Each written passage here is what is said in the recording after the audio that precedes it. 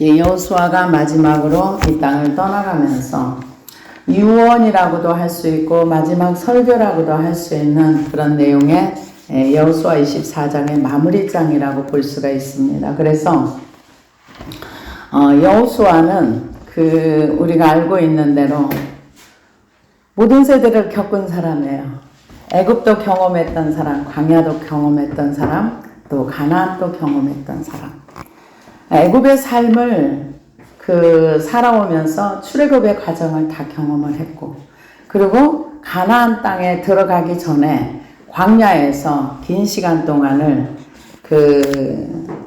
여호수아와 갈렙은 이제 시내산에 들어가서 거기에서 율법을 받고 이스라엘 백성들이 가나안 땅에 이제 정탐을 갈 때 그때 40세였으니까 애굽을 한지 얼마 안 돼가지고 이제 가나안 땅을 정탐했을 때 40일 정탐한 거를 하루를 1년으로 쳐가지고 40년을 했으니까 그러니까 애굽 생활이 어떤가도 다 경험했던 엘르아살도 물론 그랬지만은 모세는 애굽에서 태어나서 광야에서 40년을 마치면서 그의 삶이 끝납니다. 근데 여호수아는 새 과정을 다 겪었던 그 나이까지 살면서 그렇게 하면서 기업까지 받고 어떻게 보면 굉장히 훌륭하신, 그리고 이 여호수아는 실수가 딱 2번 있었죠. 한 번은 하나님께 묻지 않냐고 그들을 받아들여서 그냥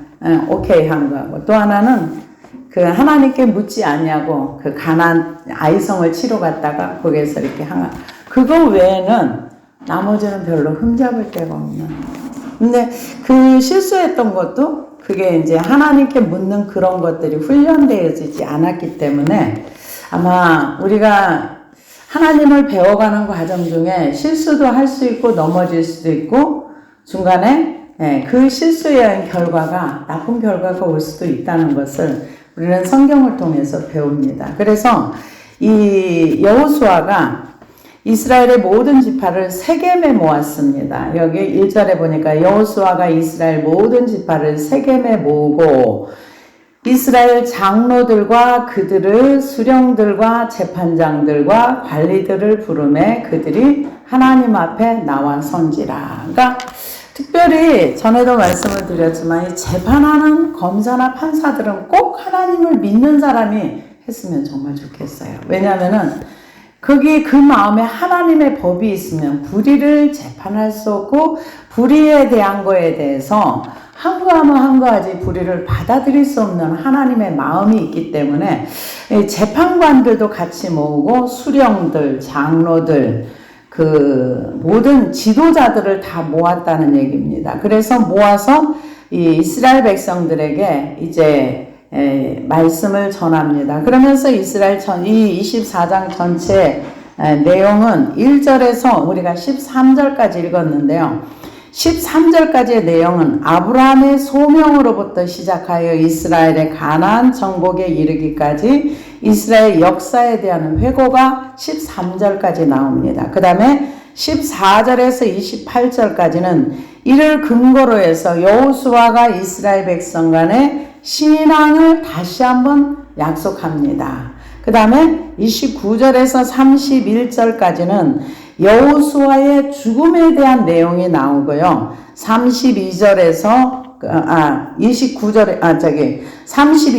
33절까지는 엘르아살의 죽음에 대한 기록이 나옵니다. 그래서 이스라엘 백성들이 29절에 보면 여호수아의 죽음에 대한 내용이 나오는데요. 성경은 우리는 모든 사람이 다 죽습니다. 죽는데 성경에서 하나님을 섬겼던 사람들의 죽음과 이 땅의 사람의 죽음은 다릅니다.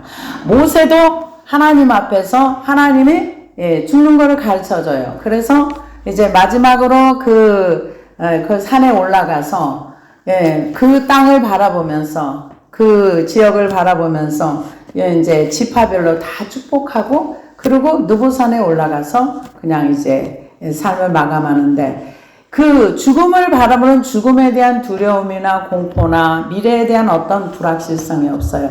오히려 그 세대를 다음 세대인 여호수아에게 맡기고 이렇게 죽는 걸 봅니다. 그러고 나서 여호수아도 역시 죽음을 바라보면서 그러면서 마지막으로 또 유언하고 또 권면하고 또 백성들에게 이렇게 해야 한다. 내가 섬겼던 하나님은 이런 하나님이야. 이렇게 얘기를 해주고 그러면서 우리가 성경을 보면은 한 세대가 끝나면서 새로운 세대가 시작되는 것을 봅니다. 아브라함이 죽음으로 인해서 12지파가 태어납니다. 그리고 모세가 죽음으로 인해서 그 광야가 끝납니다. 광야가 끝나고 또 여호수아의 죽음으로 인해서 사사시대가 시작이 됩니다. 그러고 나서 사사시대가 끝남으로 인해서 왕정시대가 시작이 되고 그러면서 이제 메시아에 대한 예언이 성경에 쭉 예언되어지고 나중에 예수님께서 이 땅에 오셔서 십자가의 죽으심으로 교회가 탄생, 오순절 역사로 교회가 탄생되어지는 것을 볼 수가 있습니다. 그래서 여호수아가 세 가지를 24장에 예언을 했는데 23장에도 그랬지만은 제일 첫 번째는 오직 하나님께 영광을 돌리라. 하나님께서 이 모든 일을 다 하셨다. 그리고 두 번째로는 오직 여호와 하나님만 사랑하고 하나님을 가까이 하고 하나님을 친근히 하라. 세 번째는 우상 숭배를 하지 말고 타협하지 말아라. 이게 23장의 그런 내용이라고 한다면은 오늘 24장에서는 이제 과거에 하나님께서 어떻게 출애굽을 시켜가지고 어떻게 가나안 땅에 그 광야를 가게 하셨는가 이 내용이 13장까지 나옵니다. 그래서 여호수아가 모든 백성에게 이르되 이스라엘의 하나님 여호와께서 이같이 말씀하시기를 옛적에 너희의 조상들 곧 아브라함의 아버지 나홀의 아버지 데라가 강 저쪽에 거주하여 다른 신들을 섬겼으나 내가 너희의 조상 아브라함을 강 저쪽에서 이끌어내어 가나안 온 땅에 두루 행하게 하여 하고 그의 씨를 번성하게 하려고 그에게 이삭을 주었으며 이제 그 이스라엘의 시작을 얘기하는 거예요. 이스라엘의 시작이 어디서부터 시작됐는가? 아브라함부터 하나님이 아브라함을 부르셨다. 여기서부터 시작이 됐다는 거예요. 근데 아브라함에게는 사실 이삭만 있었던 건 아니잖아요. 우리가 잘 아는 대로 이스마엘도 있었고 그들아가 낳았던 6 아들도 있었어요. 근데 성경에서 말하는 하나님의 역사는 누구에게 집중되는가? 하나님의 약속을 받고 하나님의 은혜가 있는 사람에게 이렇게 흘러가는 것을 봅니다. 육신적인 아브라함의 그 이스마엘 또 그들을 통해서 낳았던 6 형제들은 한 번 딱 나오고 그 이상 별로 나오는 게 없어요. 그러니까 하나님의 역사와 이야기를 끌고 가는 사람은 그 줄기는 뭐냐면 하나님의 은혜가 있고 하나님을 인정하고 하나님과 함께 했던 사람들의 역사가 성경의 역사입니다. 그래서 아브라함에게도 여러 아들이 있었지만 그 여러 아들 언급하지 않습니다.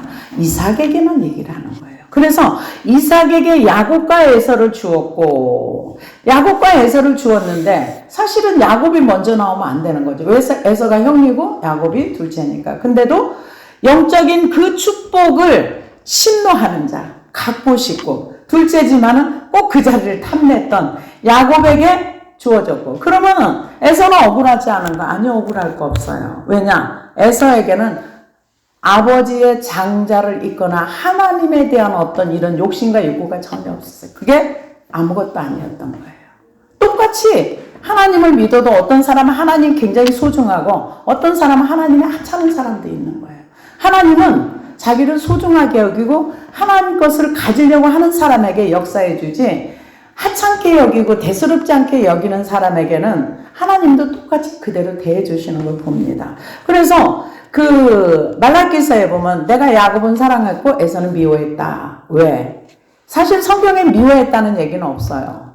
에서를 미워했다 그런 얘기는 없는데 말라기서에 있어요. 그 얘기는 야곱은 하나님의 축복을 받기 위해서 계속 도전하고 또 노력하고 힘쓰고 애썼지만은 에서는 자기 아버지 이삭한테 울면서 아버지 나도 복 주세요. 그러고서 너한테 줄 거는 이거밖에 없다. 너는 형을 섬길 거야. 그러니까 거기에서 분노의 칼을 갈면서 야곱을 죽이려고만 했지 어떻게 하면 나도 야곱과 같은 복을 받을 수 있을까? 내가 실수했지만 그래도 나도 아버지가 주는 그 하나님의 축복을 받고 싶어. 그런 내용이 전혀 없어요. 무관심인 거죠. 하나님에 대한 무관심, 그 자기 아버지로부터 흘러오는 영적인 그 축복이 뭔가를 알려고 하질 않았어요. 그래서 에서는 그냥 육신적인 복은 받았어요. 왜? 아브라함의 후손이니까. 그래서 에서에게는 세일산을 소유로 주었으나 야곱과 그의 자손들은 애굽에 내려갔으므로 내가 모세와 아론을 보내었고 또 애굽에 재앙을 내렸나니 곧 내가 그들 가운데 행한 것과 같고 그 후에 너희를 인도하여 내었느니라. 이 창세기 12장에 보면은 아브라함이 그의 아내 사레 조카 롯과 하란에서 모든 소유와 얻은 사람들을 이끌고 가나안 땅으로 가려고 떠나서 마침내 가나안 땅에 들어갔더니 아브라함이 그 땅을 지나 세겜 땅 모래 상수리 나무에 이르니 그때 가나안 사람이 그 땅에 거주하였더라. 여호와께서 아브라함에게 나타나 이르시되 내가 이 땅을 내 자손에게 주리라 하신지라. 자기에게 나타나신 여호와께 그가 그곳에 제단을 쌓고 거기서 베델 동쪽 산으로 옮겨 장막을 지니 서쪽은 베델이요 동쪽은 아이라. 그가 그곳에서 여호와께 제단을 쌓고 여호와 이름을 부르니 여기가 어디냐? 세겜이에요. 세겜이 어디냐? 지금 몇백 년이 지난 후에 여호수아가 1절에 보니까 여호수아가 이스라엘 모든 지파를 세겜에 모으고 아브라함이 제단을 가나안 땅에 들어와 처음 쌓았던 그 장소예요. 하나님의 약속은 정말로 정확하게 이루어집니다. 창세기 12장에서 이미 그 제단에서 한 번 하나님의 제단을 쌓았던 장소예요. 그러고 나서 다음에 야곱이 나옵니다. 야곱이 창세기 33장 18절 20절을 보니까 야곱이 밧단 아람에서부터 평안히 가나안 땅 세겜 성읍에 이르러 그 성읍 앞에 장막을 치고 그가 장막을 친 밭을 세겜의 아버지 하몰의 아들들의 손에서 백크시타에 샀으며 거기에 제단을 쌓고 그 이름을 엘엘로 헤이스라엘이라 불렀더라.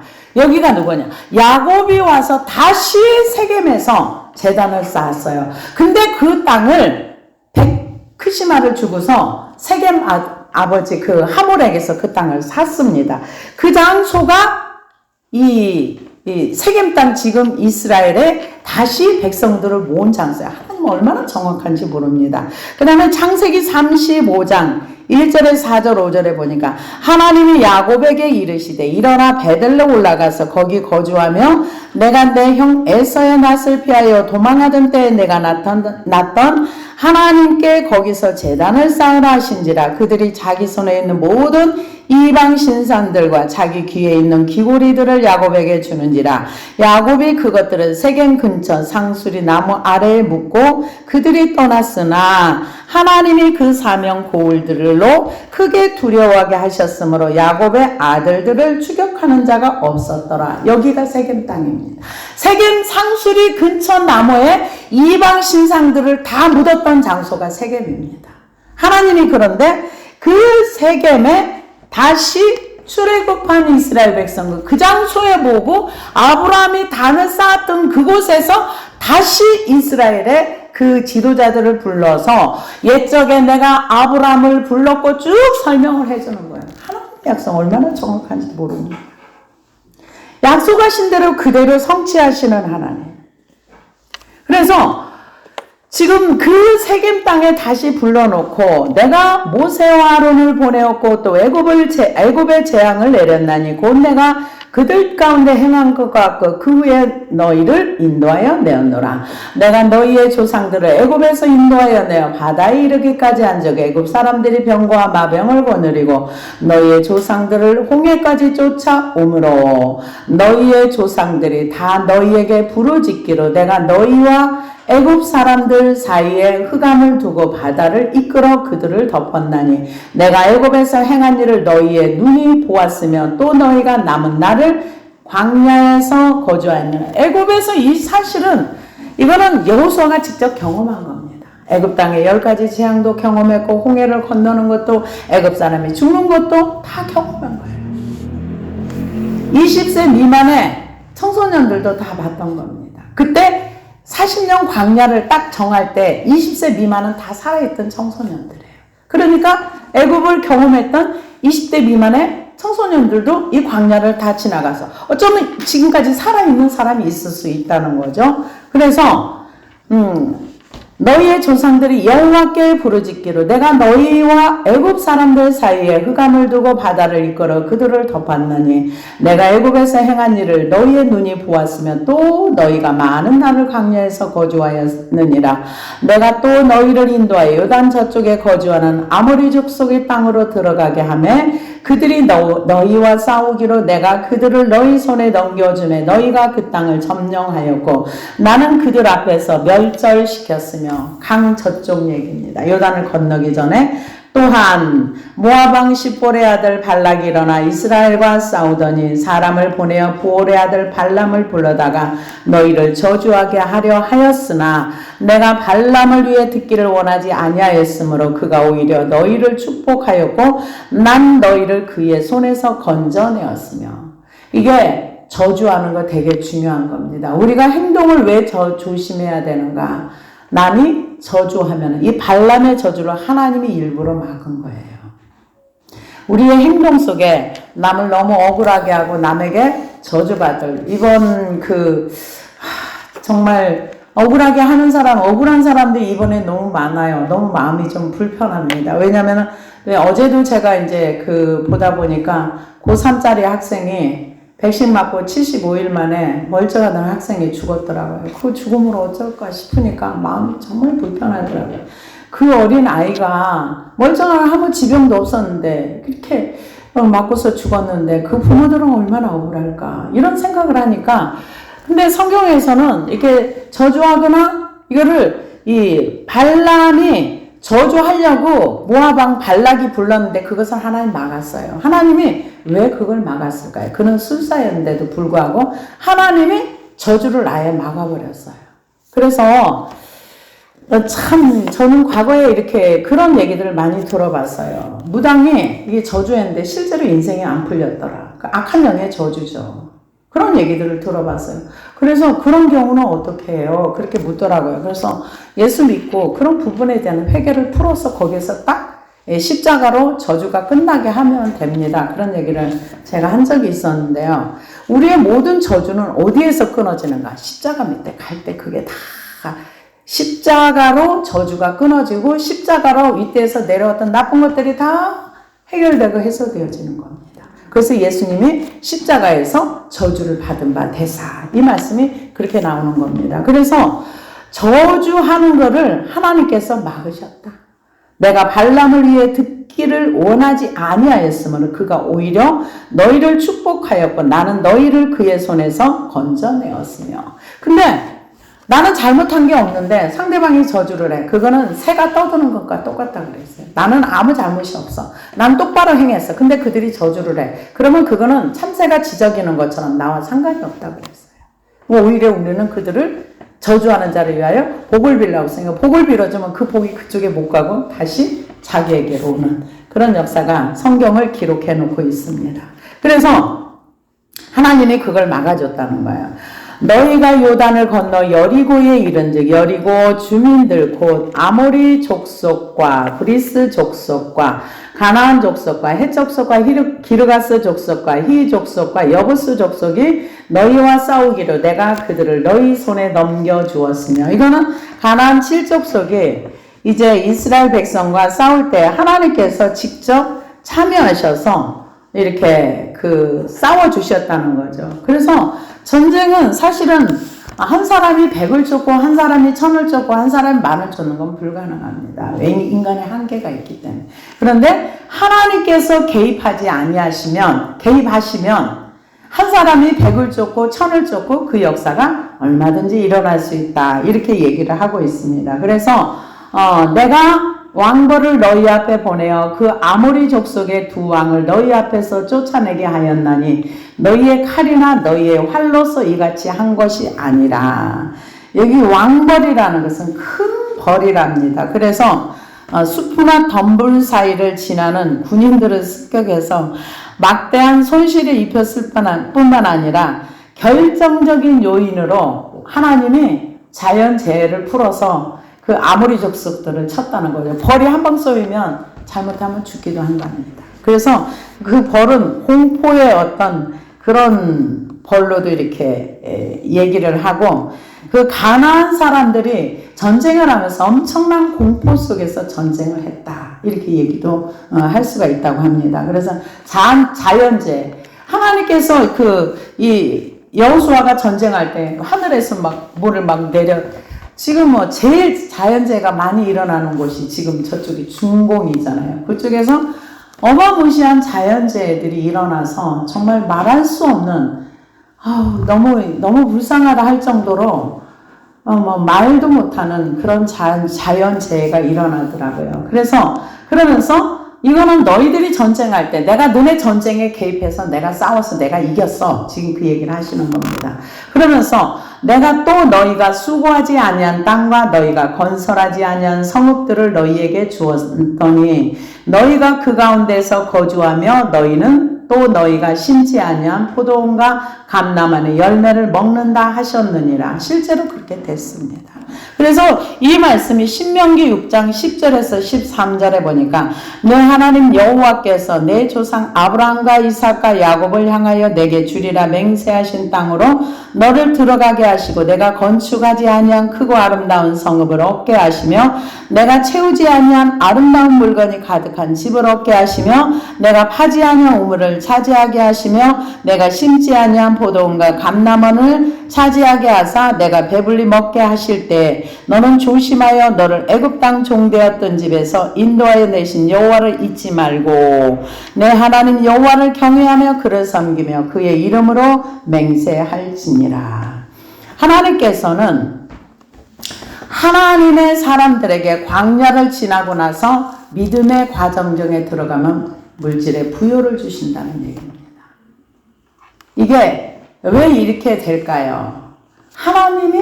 하나님을 사랑하는 그에게는 재물의 축복을 준다, 이렇게 했어요. 근데 우리는 하나님을 사랑하는 건 둘째 치고 하나님 돈 먼저 주세요. 그러면 내가 주님 사랑할게요. 대체적으로 그렇게 생각을 하죠. 돈을 주시면은요, 제가 여유가 있어서 주님을 사랑할게요.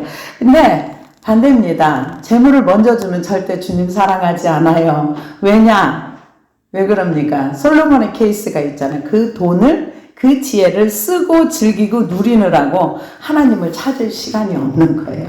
그래서 하나님께서 이 광야의 과정을 지나가고 나서 이 세상에서 내가 믿을 수 있는 건 오직 하나님 한 분밖에 없고 내가 의지할 대상은 하나님 한 분밖에 없구나. 나는 하나님에게 나의 목숨을 걸었다. 하나님께 나의 모든 전부를 다 걸었다 하는 그 사람에게 땅에 부유도 주고 이것도 주고 저것도 준다는 거예요. 그래서 저희 교회도 한번 기대를 해봅시다. 하나님께서 이 광야의 과정을 지나가고 나서 이제 하나님 구원받을 영혼들이 많아지게 할 때 아마 여러분들이 이 믿음의 과정 속에서 정말로 광야를 지나갔다면 물질의 부요를 주실 줄로 저는 믿습니다. 내가 노력해서 얻은 것보다 하나님이 주시는 복으로 누리고 살 수 있는 그 과정까지 들어가시기를 바랍니다. 그러므로 이제는 여호와를 경외하며 온전함과 진실함으로 그를 섬기라. 너희의 조상들이 강 저쪽과 애굽에서 섬기던 신들을 치워버리고 여호와만 섬기라. 그러면서 만일 여호와를 섬기는 것이 너희에게 좋지 않게 보이거든 너희 조상들이 강 저쪽에서 섬기던 신들이든지 또는 너희가 거주하는 땅에 있는 아모리 족속의 신들이든지 너희가 섬길 자를 오늘 택하라. 오직 나와 내 집은 여호와를 섬기겠노라. 확실한 자기 확신과 자기 과거와 현재와 미래를 생각합니다. 그래서 여호와만 진실히 섬기라.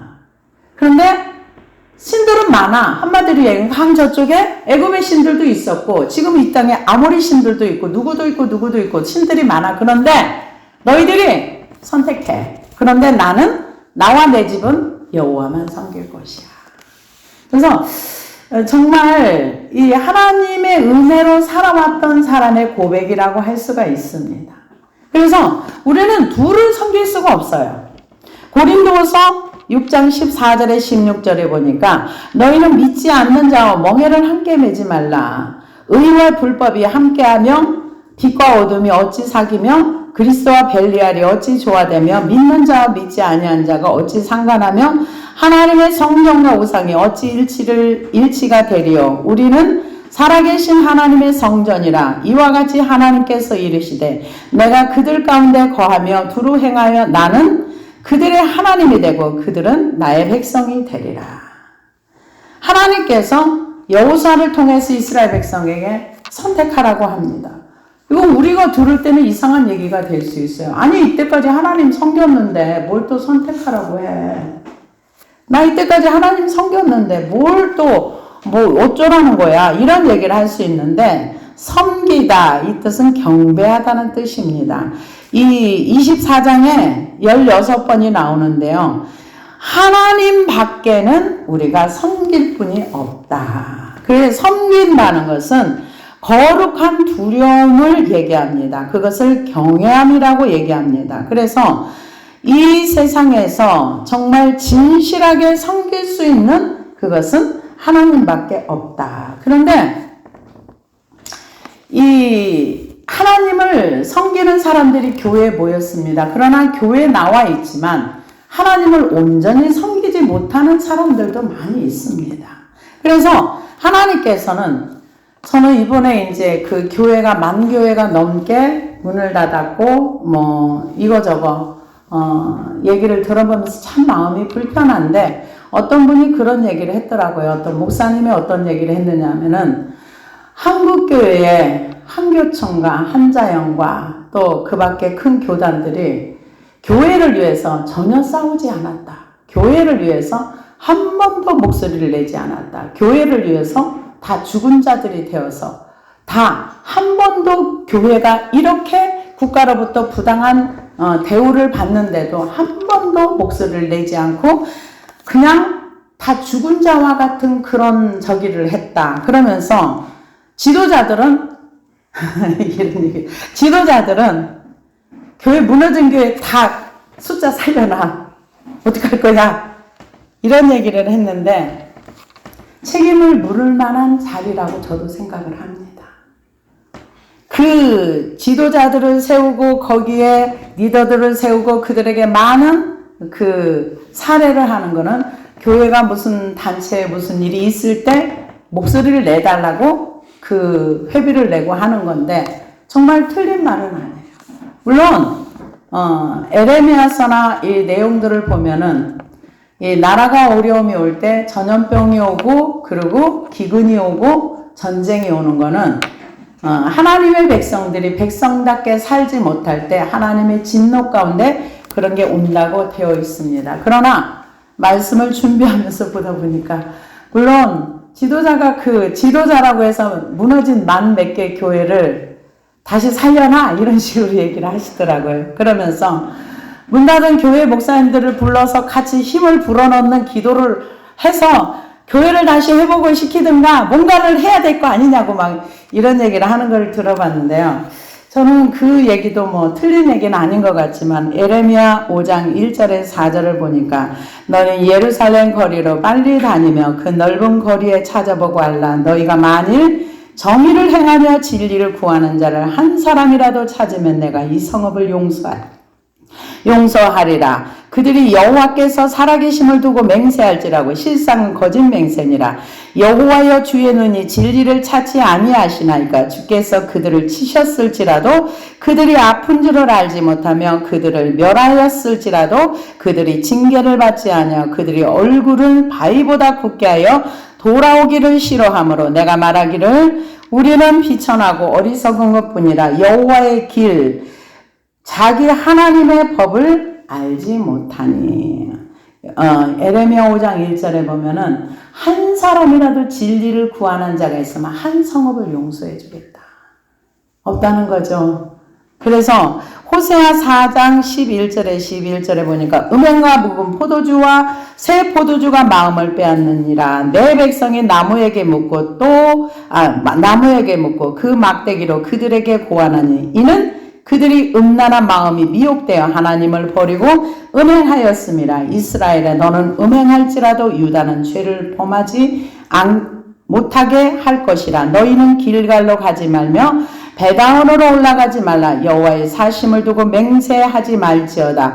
이스라엘은 완강한 암소처럼 완강하니 이는 여호와께서 어린 양을 넓은 들에서 먹인같이 그들을 먹이시겠느냐.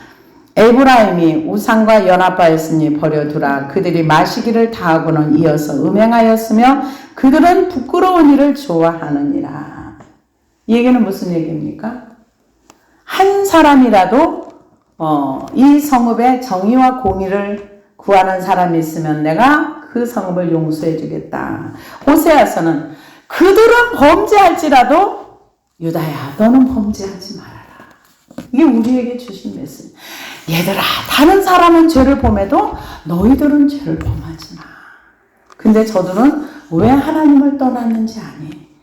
음행, 세상을 사랑하고 세상의 쾌락을 사랑하고 돈을 사랑하고 세상에 집착되어 있기 때문에 여호와를 아는 마음, 여호와를 사랑하는 마음이 없는 거야.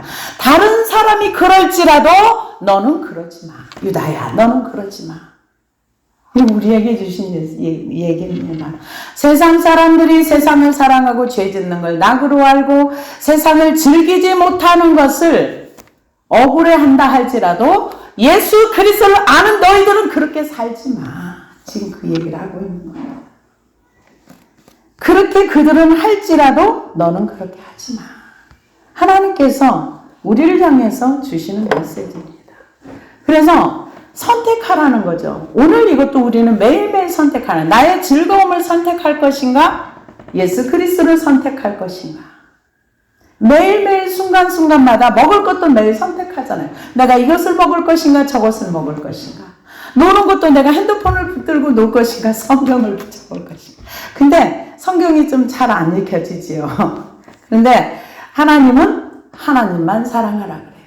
근데 제가 이제 회개하면서 여기까지 오다 보니까 자기를 사랑하고 자기 속에 매몰되어 있는 사람은 하나님을 사랑하기가 너무 어려워요. 질병에 제가 긴 시간을 잡혀 있다 보니까 질병에 매몰돼 가지고 하나님을 생각할 여유가 없는 거예요. 맨날 피곤한 거, 힘든 거, 지친 거, 몸이 그거에 완전히 정신이 매몰돼 있는 거예요. 하나님은 그런 모든 것에서 나와서 하나님만 사랑하라고 하십니다. 그래서 그 얘기를 백성들이 듣습니다. 나와 내 집은 여호와를 섬길 건데 너희들은 어떻게 할 거야? 아수르 지금 있는 주변에 있는 이 사람들의 신을 섬기든지 강 저쪽에 애굽의 신을 섬기든지 어떻게 할 거야? 나는 그런데 여호와만 섬길 거야. 그 얘기를 합니다. 백성이 대답하여 이르되 우리가 결단코 여호와를 버리고 다른 신들을 섬기기를 하지 아니하오리니 이는 우리 하나님 여호와께서 친히 우리와 우리 조상들을 인도하여 애굽 땅 종되었던 집에서 올라오게 하시고 우리 목전에서 그 큰 이적들을 행하시고 우리가 행한 모든 길과 우리가 지나온 모든 백성 중에 우리를 보호하셨음이며 여호와께서 또 모든 백성과 이 땅에 거주하는 아모리 족속을 우리 앞에서 쫓아내셨습니다. 그러므로 우리도 여호와를 섬기리니 그는 우리의 하나님이 되심이니이다 하니라. 이 백성들에게 너네들 선택해. 그러니까 아니야 우리도 하나님만 섬길 거야. 우리는 직접 하나님을 경험했어. 근데 문제는 이제 이 세대들이 다음 세대들에게 복음을 안 전한 거예요. 세상에 그것만 취하게 살게 했던 거예요. 그리고 이 세대들이 끝나니까 복음이 끝난 거예요. 하나님의 행하신 일을 기억을 못하고 다 잊어버리고 전달이 안 된 거죠. 그래서 우리 하나님의 대심입니다. 여호수아가 백성에게 이르되 너희가 여호와를 능히 섬기지 못할 것은 그는 거룩하신 하나님이시요 질투하시는 하나님이시니 너희의 잘못과 죄들을 사하지 아니하실 것임이라. 만일 너희가 여호와를 버리고 이방 신들을 섬기면 너희에게 복을 내리신 후에라도 돌이켜 너희에게 재앙을 내리시고 너희를 멸하시리라 하니 백성이 여호수아에게 말하되 아니니이다 우리가 여호와를 섬기겠나이다 하는지라. 여호수아 말이 맞죠. 근데 오늘 현실의 많은 교회들은 절대로 여호와께서 공의의 하나님 말하지 않아요. 근데 여호수아는 공의의 하나님을 얘기하는 거예요. 너네들이 오늘 하나님을 잘 섬기다가 내일 돌아서서 하나님을 버리면 하나님이 너희들을 버릴 거야. 근데 우리는 어떻게 생각합니까? 나는 하나님을 버릴지라도 하나님은 절대로 나를 안 버려. 이런 얘기를 하면 그건 구약이지. 이렇게 얘기를 합니다. 근데 구약의 하나님이 신약의 하나님이십니다. 근데 하나님은 자비의 하나님이세요. 그래서 제가 어떤 목사님, 그 목사님 이름이 갑자기 생각이 안 나는데, 여러분 이 부분은 좀 정리를 하세요. 뭐냐면은 어떤 분이 이렇게 생각을 했대요. 어차피 이 세상 잠깐 살다 가는 건데 내가 예수를 모르는 것도 아니고 아는데 내가 적당히 살다가 죽음 직전에 하나님을 믿노라 하고 천국 가면 되지 뭐. 이렇게 생각하고 하나님을 알지만 하나님을 섬기지 아니하고 그렇게 일생을 살았대요. 그러고 나서 죽음 직전에 이제 주님, 제가 주님을 믿습니다. 난 천국 가기를 원합니다. 그렇게 얘기를 하니까 마귀가 와서 일장연설을 했더라고요. 뭐라고 했냐면은, 야, 네가 하나님을 섬긴다고 말로 했고, 그리고 임종 전에 하나님을 불러? 너는 천국 못 가. 왜? 너는 거룩한 삶을 살려고 하지 않았어. 하나님을 믿는 건 거룩한 삶을 사는 거야. 그런데 너는 그것을 살지 않았어. 그런데 무슨 천국이야. 너는 나와 같이 가야 돼. 일생 동안 너는 나와 함께 있었어. 나와 함께 있는 그곳에 너도 같이 가는 거야. 그리고 지옥에 끌고 갔다는 얘기를 제가 봤습니다. 케네스 해긴 목사님이신가? 그분이 아마 그 지옥에 가 있는 어떤 형제의 얘기를. 그러면은 이렇게 우리가 말할 수 있어요. 그럼 우리가 임종 전에 우리가 영혼들을 놓고 기도하고 그 영혼이 천국 가기를 원하고 그가 예수 그리스도를 주로 고백하기를 원하고 한평 강도처럼 천국 가기를 원해서 그 영혼을 놓고 기도하는데 우리는 기도가 헛된 것인가? 아니요. 그거는 내용이 다른 내용입니다. 그 조금 전에 얘기했던 그분은 하나님을 알았어요. 교회도 알았어요. 어떻게 살아야 하는 것도 알았어요. 그런데 자기 욕심을 버리지 못하고 한평 강도와 같은 구원을 자기 스스로가 원했던 거예요. 그 하나님이 원하는 게 아니에요. 그런데 임종 전에 정말로 하나님을 몰랐어요. 근데 죽음이 눈앞에 왔어. 근데 예수 믿으라 해. 믿고 정말 지옥 가기 싫어. 간절히 그가 예수 믿을 때 천국 갑니다. 한평 강도처럼. 근데 알면서 거룩한 삶을 살지 않고 죽음 전에 저는 그런 생각을 하고 사는 사람이 있는 걸 잘 몰랐는데 그 케네스 해긴 목사님이 그분이 이제 그 지옥 이제 가서 지옥에 있는 영혼들도 만나고 그런 간증이 있어요. 거기에서 그런 내용을 제가 본 기억이 납니다. 그래서 지금 공의의 하나님에 대한 얘기를 하는 거예요. 너희가 오늘 하나님을 잘 섬겼다 할지라도 내일 하나님을 버리면 하나님이 너희를 버려. 그러면서 버리는 게 문제가 아니라 너희에게 성경에 기록된 각종 재앙들을 내리실 거야. 그래서 너희가 마침내 멸망을 받아. 이게 굉장히 어려운 얘기죠. 야, 너희들이 하나님 잘 섬겨. 그럼 이때까지 하나님께서 너희를 지켜주시고 보호해 주셨던 것처럼 앞으로도 그렇게 해줄게요. 좋은 말만 해도 시간이 짧잖아요. 근데 꼭 이거를 넣은 거예요. 왜? 공의의 하나님을 얘기하는 거죠. 여호수아가 백성에게 이르되 너희가 여호와를 택하고 그를 섬기라 하였으니 스스로 증인이 되었느니라 하니 그들이 이르되 우리가 증인이 되었나이다 하더라. 여호수아가 이르되 그러면 너희 중에 있는 이방신들을 치워버리고 너희 마음을 이스라엘의 하나님 여호와께로 향하라 하니 아직도 이방신들을 가지고 있는 사람들이 개중에 있었던 겁니다. 그 긴 시간을 지나오면서도 백성이 여호수아에게 말하되 우리 하나님 여호와를 우리가 섬기고 그의 목소리를 우리가 청종하리이다 하는지라. 그날에 여호수아가 세겜에서 백성과 더불어 언약을 맺고 그들을 위하여 율례의 법들을 제정하였더라. 율례의 법들을 새로운 거 만든 게 아니라 구약에 있는 신명기서 이들에게 주셨던 말씀을 다시 얘기를 했겠죠. 그래서 여호수아가 이 모든 말씀을 하나님의 율법책에 기록하고 그 큰 돌을 가져다가 거기 여호와의 성소 곁에 있는 상수리 나무 아래 세우고 모든 백성이 이르되 보라 이 돌이 우리에게 증거가 되리라. 이는 여호와께서 우리에게 하신 모든 말씀을 이 돌이 들었습니다. 돌이 들었대요. 근데 하나님이 이스라엘 백성들과 언약을 할 때는 뭐라고 얘기하시는 줄 압니까? 하늘이여 들으라, 땅이여 들으라. 너희가 증인이다. 얘네들이 내 말을 듣겠다고 말한 거 너희들이 들어. 하늘과 땅을 증거로 삼았다. 여기는 돌을 증인으로 삼은 거예요. 너희 스스로가 증인이 되고 이 돌이 네 말들을 다 들었어. 그러니까 네 말 들었으니까 잘 섬겨. 이런 얘기겠죠. 그래서 하나님께서 탄식하실 때 하늘이여 들으라, 땅이여 들으라. 내 백성이 나를 버리고 나를 떠나가서 이렇게 나를 버렸다. 이 하나님의 말씀이 이 구약에 많이 나오는 내용 중에 하나입니다. 그래서 이 모든 말씀은 이 돌이 들었음이니라. 그런즉 너희가 너희의 하나님을 부인하지 못하도록 이 돌이 증거가 되리라 하고 백성을 보내어 각기 기업으로 돌아가게 하였더라. 백성은 돌아갔습니다. 이제 돌들이 듣고 그 맹세를 하고 그러고 나서 29절에 이 이후에 여호와의 종 눈의 아들 여호수아가 110세에 죽음에 그들이 그를 그의 기업의 경내 딥나셀에 장사하였으니 딥나셀라는 에브라임 산지 가스산 북쪽이었더라.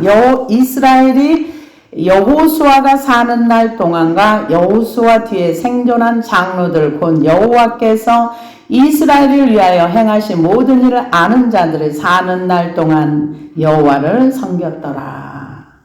110세의 여호수아가 죽어서 자기 기업에 묻혔습니다. 그러고 나서 그 여호수아와 함께 출애굽을 하고 가나안 광야를 거치고 가나안 전쟁을 했던 그 장로들, 원로들이 살아있는 날 동안에는 하나님을 잘 섬겼다는 얘기예요.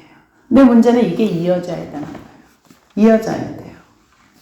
우리 다음 세대들, 하나님께서 지금 우리나라의 청년 세대들, 하나님을 알지 못하는 그 세대들이 하나님 앞에 나와서 이렇게 찬양하면서 하는 거 보니까 너무 너무 이쁘다 이래야 되는데 저들이 하나님을 알고 하나님을 찬양하면 얼마나 더 좋을까.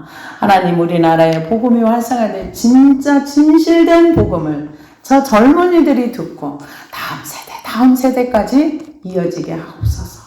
이런 기도가 저와 여러분이 앞으로 해야 될 줄로 믿습니다.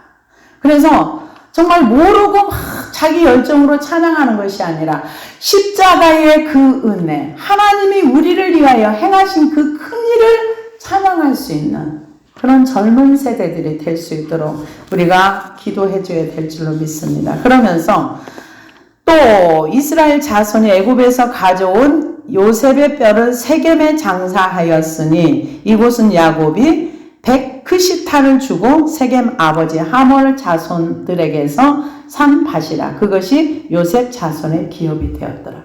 정말로 기가 막힌 하나님의 정말 하나님이 아니고는 할 수 없는 일이에요. 아버지 야곱이 묻힌 게 아니라 야곱의 아들 요셉이 그 세겜 땅에 묻힌 거예요. 그러면서 아론의 아들 엘레아살도 죽음에 그들이 그의 아들 비느하스가 에브라임 산지에서 받은 산에 장사하였더라. 한 세대가 끝나가는 내용입니다. 그래서 이 세겜의 아버지 하몰의 자손에게 그러면 이 이스라엘 백성들이 그 창세기에 보면은 이 요셉을 입관하였더라 그랬어요. 장사가 안 됐어요. 입관만 했어요. 그리고 그 뼈를 이 40년 동안 광야를 끌고 다녀가지고 전쟁을 마치고 그 세겜 그곳에서 안장을 시킨 거예요. 그러니까 이 요셉도 하나님의 약속이 신실하다는 걸 본인이 믿었어요. 그래서 나를 이곳에 장사하지 말고 그곳에 가서 나를 장사해달라. 후손들이 그 약속을 요셉도 믿었고 그 후손들도 그것을 믿고 지금 그곳에 그 이 내용. 하나님은 정말 신실하시게 약속하신 대로 그대로 성취하신다. 시간이 좀 더디되고 느려질지라도 이 여호수아를 통해서 우리에게 주시는 약속의 메시지입니다. 그래서 저와 여러분들 광야를 빨리 지나서 하나님이 주시는 기업을 얻을 수 있는 자리에 그 자리까지 가기를 소망합니다. 기도하시겠습니다. 하나님 감사합니다.